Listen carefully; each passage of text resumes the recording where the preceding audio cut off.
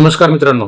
बरेच असे सातबारे असतात की त्या सातबाऱ्यावर जुन्या फेरफारची नोंद असते. म्हणजे कुणाच्या सातबाऱ्यावर तगाईची नोंद असते, कुणाच्या सातबाऱ्यावर सोसायटीची नोंद असते, कुणाच्या सातबाऱ्यावर कुळाची नोंद असते.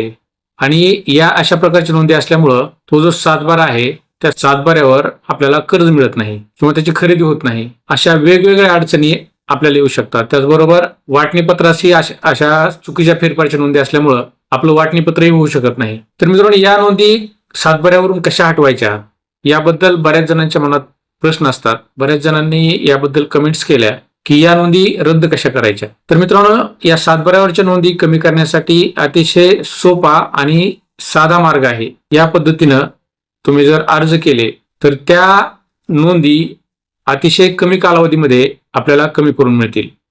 तर यासाठी काय करायचं असतं की एखाद्याच्या सातबाऱ्यावर जर तगाईची नोंद असेल किंवा सोसायटीच्या कर्जाची नोंद असेल आणि ती नोंद 50 वर्षापूर्वीची नोंद असेल तर त्या नोंदी ज्या वेळेस शासनानं कर्ज माफ केलेलं असतं त्यावेळेस त्या कमी होणं आवश्यक असतं.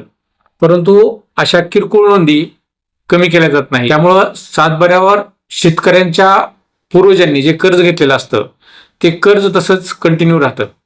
परंतु बँकेकडं किंवा सोसायटीकडं तुमचं ते कर्ज नील झालेलं असतं आणि त्यानुसार आपला सातबारा कोरा होणं महत्वाचं असतं. म्हणजे सातबाऱ्यावरच्या कर्जाच्या नोंदी कमी होणं आवश्यक असतं, परंतु अशा नोंदी कमी होत नाहीत. त्याच्यासाठी आपल्याला काय करायचंय तर तुम्हाला तुमच्या भागातील SDO कार्यालयाकडं या नोंदी कमी करण्यासाठी अर्ज करायचा आहे. या अर्जाबरोबर तुम्ही चालू सातबारा, जुना सातबारा, त्याचबरोबर तो जो काय फेरफार आहे ती फेरफारची नक्कल त्या अर्जाबरोबर जोडणं आवश्यक असतं. याच्यासाठी नाममात्र 10 रुपयाची कोर्ट फीस लागते. त्या अर्जाबरोबर तुम्ही सविस्तर अर्जावर लिहायचं कशा पद्धतीची ही नोंद आहे आणि ती नोंद कधीपासून आहे याविषयी आपण त्या अर्जामध्ये सगळ्या गोष्टी नमूद करायच्या आणि त्यानंतर ही सर्व कागदपत्र जोडून हा अर्ज उपविभागीय अधिकारी म्हणजे SDO ऑफिसला दाखल करायचा. असा अर्ज प्राप्त झाल्यानंतर तुमचं SDO ऑफिस त्या अर्जाची चौकशी करेल, तुमचे डॉक्युमेंट व्हेरीफाय करेल आणि या नोंदी का कमी झाल्या नाहीत किंवा हा शेतकऱ्याने दिलेला जो अर्ज आहे हा अर्ज खरा आहे का किंवा या नोंदी कमी करणं गरजेचं आहे का याच्यासाठीचा अहवाल तुमच्या भागातील तहसीलदार, तलाठी यांना त्याबद्दल माहिती मागवतील.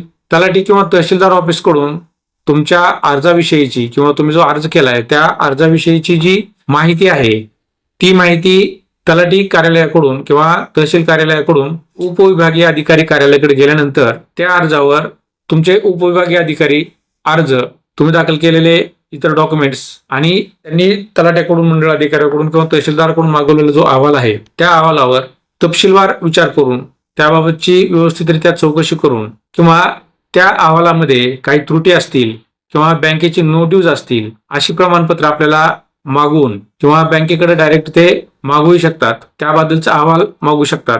आणि अशा नोंदी ठेवण्याची आवश्यकता आहे का या गोष्टीवर विचारविनिमय करून त्यानंतर तुमच्या सातबाऱ्यावरचं जे कर्ज आहे, जे जुने फेरफार आहे, तगाई असेल, सोसायटीचं कर्ज असेल किंवा वेगवेगळे जे फेरफार असतील ते फेरफार उपविभाग अधिकारी रद्द करतील. त्याबाबतचा आदेश तहसीलदार आणि तलाठी यांना देतील की हे जे कर्ज आहे हे कर्ज कुठल्याही प्रकारचं सध्या या शेतकऱ्यावर कर्ज नाही, त्याच्या सातबाऱ्यावर जो फेरफार झालेला आहे तो चुकीच्या पद्धतीचा आहे, त्याचा जो फेरफार आहे तो फेरफार रद्द करण्यात यावा अशा प्रकारचा आदेश तहसीलदारांना देतील किंवा तलाट्याला देतील. आणि हा आदेश प्राप्त झाल्यानंतर तुम्ही तो आदेश घेऊन तुमच्या गावातील जे तलाटे असतील त्या तलाट्याकडे तो आदेश द्या.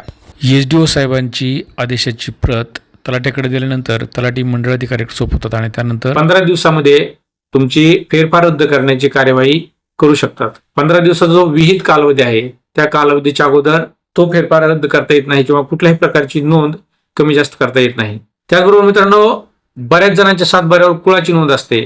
तर या कुळाची नोंदी कमी करण्यासाठी आपलं तहसील कार्यालय जे आहे त्या तहसील कार्यालयाकडं अर्ज करावा लागतो आणि त्या अर्जावर ज्या व्यक्तीच्या कुळाची नोंद आहे त्या व्यक्तीचं मृत्यूचं प्रमाणपत्र किंवा त्याचे जे वारस आहेत त्या वारसाची सहमती घेणं आवश्यक असतं की बाबा अशा सातबाऱ्यावर अशा प्रकारचं जे कुळ आहे ते कुळ सध्या काय अस्तित्वात नाही, परंतु विनाकारण त्या सातबाऱ्यावर नोंदी लागलेल्या आहेत आणि त्यामुळं या कुळाविषयी त्याच्या वारसाचं काही म्हणणं आहे का हे विचारात घेतलं जातं. आणि अशा प्रकारचं काही म्हणणं नसेल तर त्याबद्दल तलाट्यामार्फत चौकशी करून, मंडळ अधिकाऱ्यामार्फत चौकशी करून त्यांची संमती घेतात आणि संमती घेतल्यानंतर तहसीलदार ते कुळ जे आहे ते कुळ बेदखल करून टाकतात.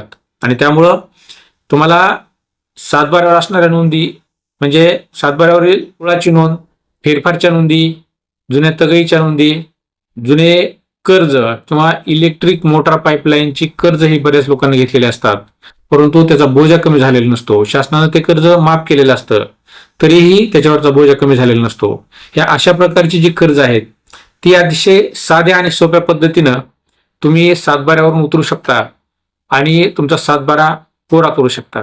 तर ही जी माहिती होती ती तुमच्या सातबाऱ्यावर असणाऱ्या कुळाच्या ज्या नोंदी आहेत, तगईची नोंद आहे, कर्जाची नोंद आहे, काही वेळेस बंडिंगची नोंद असते, या नोंदी रद्द करण्यासाठीचा हा आजचा व्हिडिओ होता. मित्रांनो, तुम्हाला या व्हिडिओबद्दल काय वाटतं किंवा तुमच्या अशा काही समस्या आहेत का, तुमच्या सातबाऱ्यावर अशा काही प्रकारच्या नोंदी आहेत का, त्याबद्दल कमेंट्समध्ये राईट डाऊन करा. चॅनलवर नवीन असाल तर चॅनलला सबस्क्राईब करा, व्हिडिओला लाईक करा आणि शेअर करायला विसरू नका. धन्यवाद.